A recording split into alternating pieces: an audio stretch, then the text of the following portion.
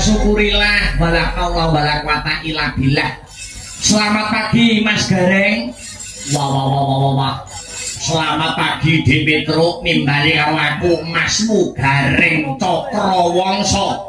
Waduh. Selamat pagi Bagong. Selamat pagi juga Mas Petruk Kantong Bolong. Wah. Petruk Kantong Bolong. Petruk kabeh. Iya. Alhamdulillah kendone dhisik suasanane. Wahyu Makutha Rama wis tumurun marang Raden Dananjaya. Wis kelakon turun marang Raden Arjuna, nanging kelakon Wahyu Makutha Rama durung rampung. Lho, wahyune wis tumurun lakone durung rampung durung. Isih ana konflik ana ing mburi mengko. Wah, ngono ya, Dek. Lah yo nang Kunta pusakane Karna Basusena durung balik. Lah iya. Wong Janaka iki lunga terus Pandhawa mesti goleki. Oh iya. Mergo Pandhawa ki sumpahe para Pandhawa ki endhog satetarangan, mati siji mati kabeh, mati siji kabeh melu ngrasakne kamukten. Oh, Pandhawa apike ngono kuwi. Heeh. Seiya senasib. Waduh. Senasib serumpun iso tenanggungan, Nduk. Ayo. Ya kok didelok babare lampah kaya piye? Heeh. Sing baku dikendhoni ora ketang ngrusak kemperangan. Nggih. Ndara Arjuna sampun angsal wahyu awit banter anggone tirakat, banter anggenipun prihatin padha karo warga masyarakat ingkang mapan ana ing dusun Macanan.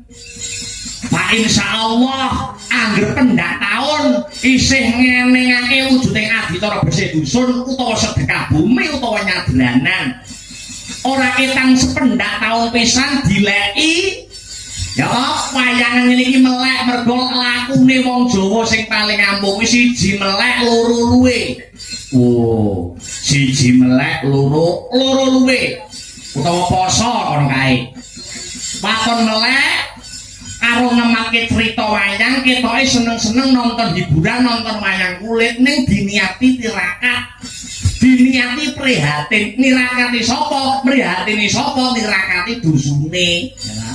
Mergo nyadranan sedekah bumi bersih dusun kuwi sing duwe gawe desa, sing duwe gawe dusun. Nah, jadi ora ketang setahun pisan aja nganti diilangke tradisi-tradisi adat istiadat kaya mengene. Ngono ya, Lek. Waton warga masyarakat Macanan tetep konsisten.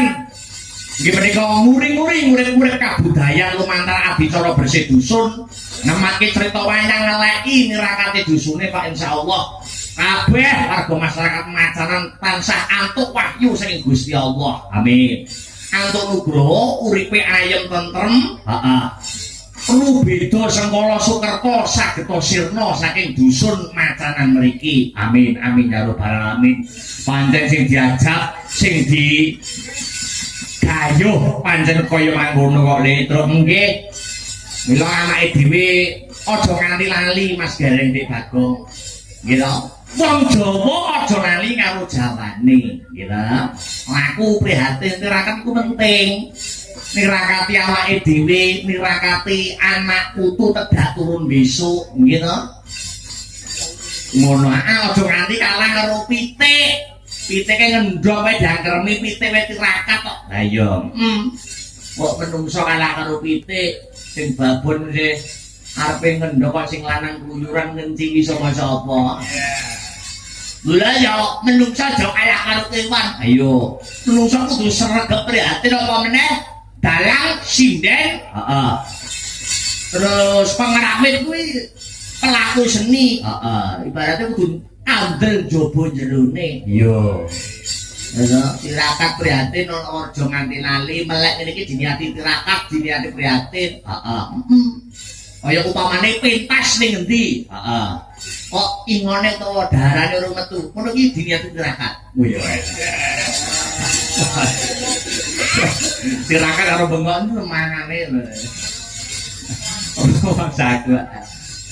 Ini penting banget wong Jawa niku estu. Bondo arek wiwit enom dikulinake tirakat. Napa meneh awake dhewe pelaku seni mang tanut kali sing ngaran Mas Tiar niku. Tirakat prihatin wong Jawa niku sangat penting ya. Unggah gunung mlebu waras hukum. Niku penting sangat. Ayo. Iya. Golek ning ati, golek ning rasa. Para ben antuk pituduh. Dilala kok seniman iku nek sregep tirakat yo Pak insyaallah entuk apa ya secercah cahaya ngono lho. Nggo inspirasi anggone berkarya. Dadi ora kok nyembah kayu watu niku mboten. Ora kok kungkum terus nyembah kurang, mboten. Mlebu ngalas ora nyembah kayu watu mboten. Nanging niku golek ning ati.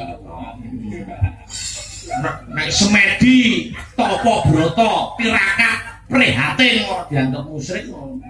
Nabi Muhammad itu ora bakal nampa maju.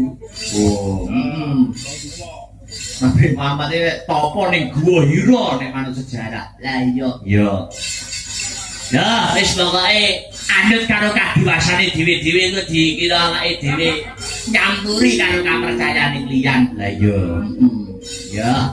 Ya, dikendori dhisik. Guneman gegojekan lawan tetembangan. Cocok le. Tidak lupa anu le garis kandapi ature sing ana ngarep mau. Ngaturake panuwun terima kasih yang sangat banyak untuk seluruh para warga masyarakat ana ing Macanan para pepunden-pepunden kang wis paring kapercayaan ora bosen-bosen ora jelek-jelek karo awake dhewe sak kanca saka Sanggar Seni Astabrata pancen nampa kapercayaan abot sanggane gitu. Lho awake dhewe nek nampa kapercayaan kudu ditindakake dilakoni sak becik-becike kanthi bener becik. Ya. Ya sapa dhisik le? Langsung loro. Oh ya. Sabar lho. Ayo milih kok. Sawange sik cahya-cahyane kaya ngopo.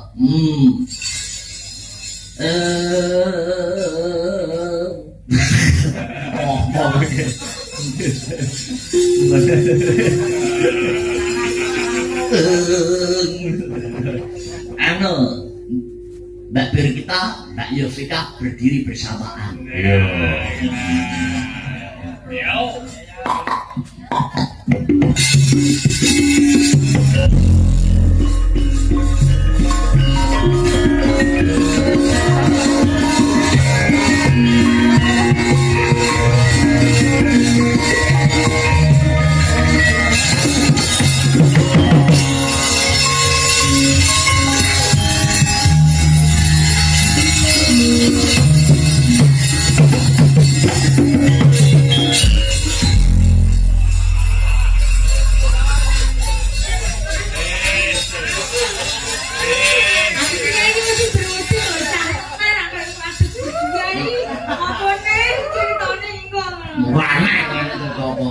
Selamat pagi Dek Yovika.